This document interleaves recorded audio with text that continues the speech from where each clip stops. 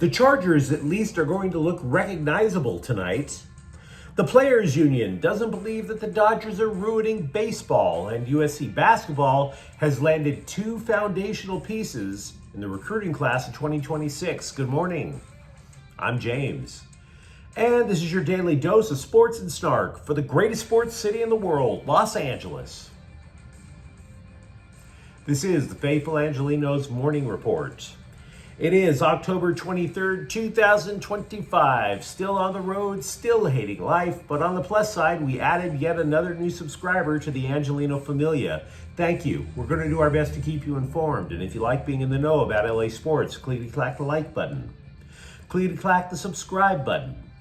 There's a notification bell. Hit that. It'll let you know when we drop an update. Sharing is caring. Let people know we exist. By all means, comment. Now, before we go through the news notes, a look at the scoreboard. You know, for all the Sturm and Drang that came out after the Lakers lost the season opener, what the hell was that by the Clippers? They got stomped by the Utah Jazz? 129 to 108. You know what? The less said about that game, the better. Because after all, tonight, Mini Scrotum is going to take on the Chargers at 5:15. It was only a couple of days ago. You know, the Chargers had no other alternative. They had to play their 6th and 7th string offensive tackles in a game. Now, the good news for tonight is there's a chance at a significant upgrade. 2 injured tackles are considered questionable for the Bolts tonight, which means that they're likely to play. Joe Alt, remember him? And Trey Pipkins. Now, should they play, you're looking at a drastically different offense. Drastically different in that before, the Bolts couldn't run or pass. At least the upgrade now, Justin Herbert will actually have about a second and a half before he has to get rid of the football. So, yeah, that's an upgrade. And by the way, speaking of passing, I mean, the Vikings, they have receivers. Unfortunately, Carson Wentz is the quarterback. So there's that. Mini Scrotum's offense looks a lot like the Bolts, actually. The running game stinks. Same for the offensive line. Now, this is a hell of a relief to the Chargers because as predicted before the season, they were going to stink against the run after losing Poona Ford to the Rams. They were talking up a good game. Oh, we've got all this great depth on the line.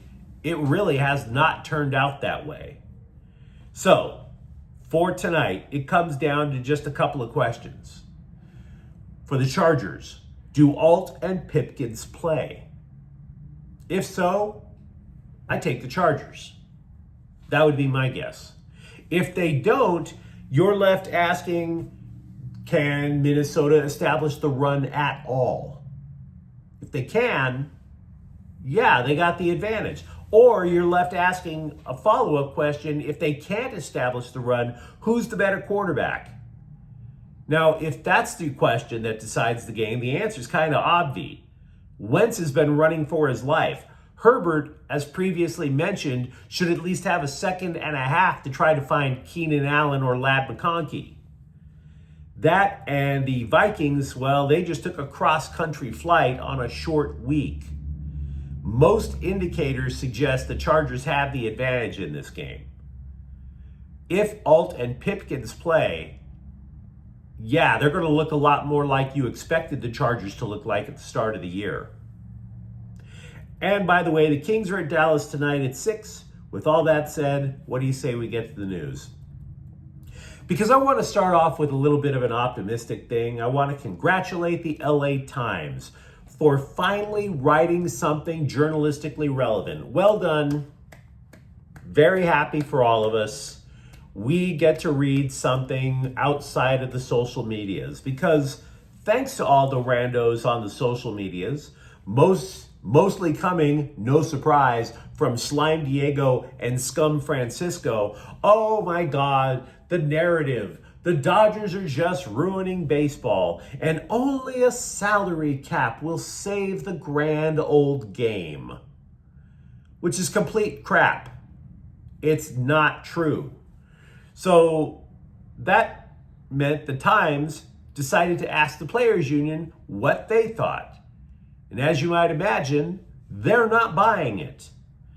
Players union leader Tony Clark, a former player, calls the salary cap, quote, institutionalized collusion, unquote. Now, to be honest with you, I wish he didn't use those words. Because when you use $10 words, you do not win people to your cause. Okay?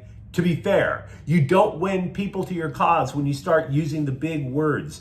Kind of like when some purple-haired, septum-pierced, face-tattooed weirdo demands that you check your privilege because you're not intersectional enough.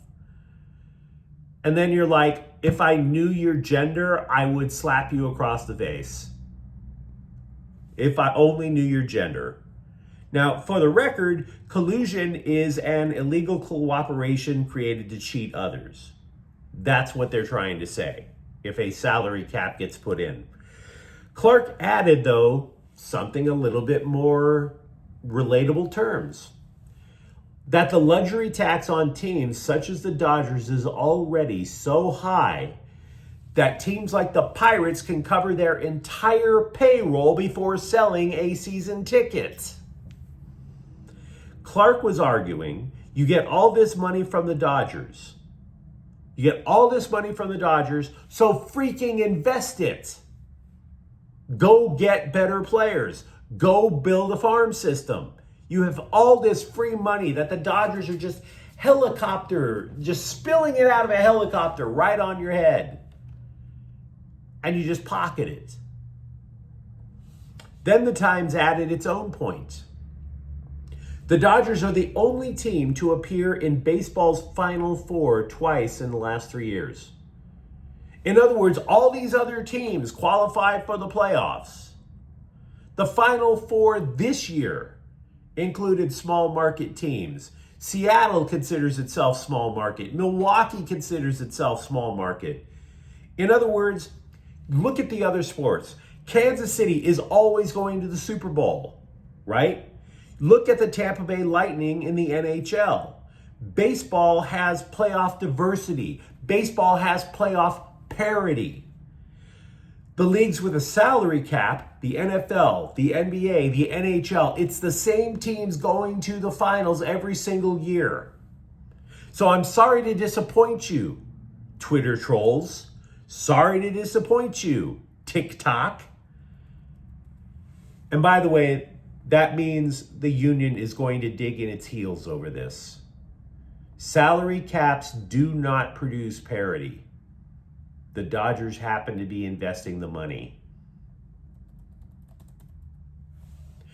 We have spoken at great length about UCLA's basketball offseason, and rightfully so. Oh yes, they should be extremely bullish if you're a Bruins fan. Guard Donovan Dent. What if transfer center Xavier Booker can respond to Mick Cronin? If that's all happens, and you could definitely put money on Dent, the Bruins could be a threat. Now, with all of that chatter, though, I think people have overlooked USC a little bit.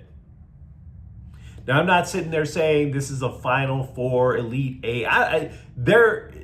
For them, a good season right now is basically getting into the NCAA playoffs after last year.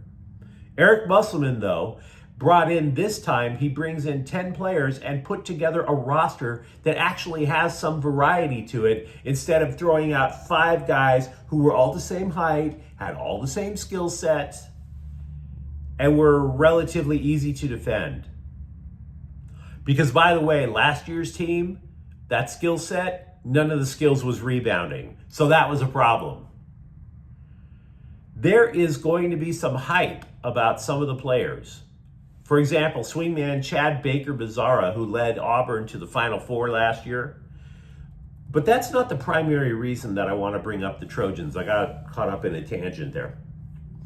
Last night, Eric Musselman, landed the first 2 recruits for the class of 2026. And this could be every bit the game changer for USC that Andy Enfield enjoyed when he landed the Mobley brothers back about 6+ years ago. The recruits for this USC team are also brothers, and also like the Mobleys, both of whom went to the NBA, by the way. They're bigs. Adonis and Darius Ratliff are ranked among the top 60 high school recruits. The two are sons of former NBA center and power forward Theo Ratliff. So yeah, this is a get. USC could rebound as quickly as next year if these two just immediately jump out of the gate. Now, Darius said the quiet part out loud, why he wants to go to SC. Because he wants to get to the NBA just like his dad. Ed Musselman is a former NBA coach. Quote, he runs an NBA-style offense that can really help me produce at the next level. 3 coaches on the staff played or coached in the NBA, which was a big thing for me. Being around people who've been there and know what it takes to get there means a lot, unquote. Now, I realize everybody's supposed to say the same thing. We're all supposed to love the campus. We're all supposed to love this educational opportunity, right? But I appreciate the honesty. Dude is looking at this transactionally. He wants to be a professional basketball player. I'm cool with that. A scouting report said that Darius is a budding, quote, modern day big man with a very rare overlap of tools with his size, athleticism, mobility, and developing skill, unquote. Now, as for Adonis, he is described as even more skilled, but a little less physical. So you take those two guys next year and match them up with a third son of a former NBA player in guard Elijah Arenas. Elite guard, elite forward, elite center, and USC can become very good in basketball very fast.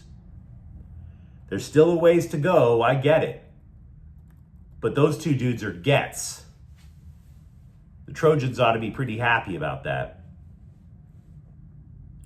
I mentioned earlier that the Clippers got the hell kicked out of them last night, and I don't bring that up to taunt Clipper fans. I don't. I just bring it up to illustrate a point. The Lakers lost too. Now, they didn't lose by as much. It still sucks to lose. But all over the internet are reports from trained journalists, the scribes, and the scribes are trying to get you to panic. The CBSSports.com NBA guy, the guy has a head like a Lego. Quote, Los Angeles Lakers as losers. If that sounds familiar, it should. ESPN writes this long article about how LeBron James went out of his way to break down film in the locker room yesterday.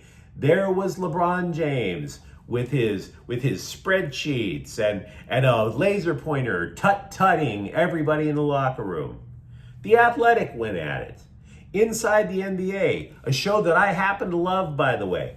It debuts on ESPN, and after the opening banter, one of their top stories, cracking on DeAndre Ayton. So I would like to take a moment and remind everybody, it's one game. It's one game. Is there going to be blanket coverage of the Clippers' first game like that? For that matter, name any other NBA team where one game inspires media outlets from coast to coast, from sea to shining sea, to just gin up the drama and make everybody panic. Do you know what it takes to have other teams make national news? The coach has to get arrested as part of a federal gambling probe. Portland. The bottom line is this, and we've been saying it for weeks. The Lakers are treading water until LeBron James gets healthy. End of story. Kings goalie Phoenix Copley has once again been placed on waivers. All teams will have a chance to put a claim on the guy by 11 a.m. today.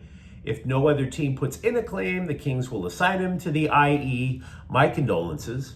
Now, if this sounds familiar, it is. The Kings did the same thing with the guy before the season opened, and Tampon Bay claimed him. The Kings then traded to get the dude back about a week ago, so I don't know what the hell they're thinking, But Phoenix Copley, you might wind up seeing him at Ontario Mills Mall just loitering around by the end of the day.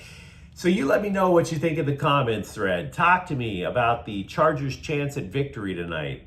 And for that matter, are you somewhat happy that at least somebody wearing a suit in the national consciousness has the Dodgers back? And if you enjoyed this update, don't forget to subscribe to Faithful Angelenos. We're talking LA sports every single day. Thank you for watching. I'm James, and we'll be back tomorrow. Faithful Angelenos is a Quian Corte El Queso production. Take care.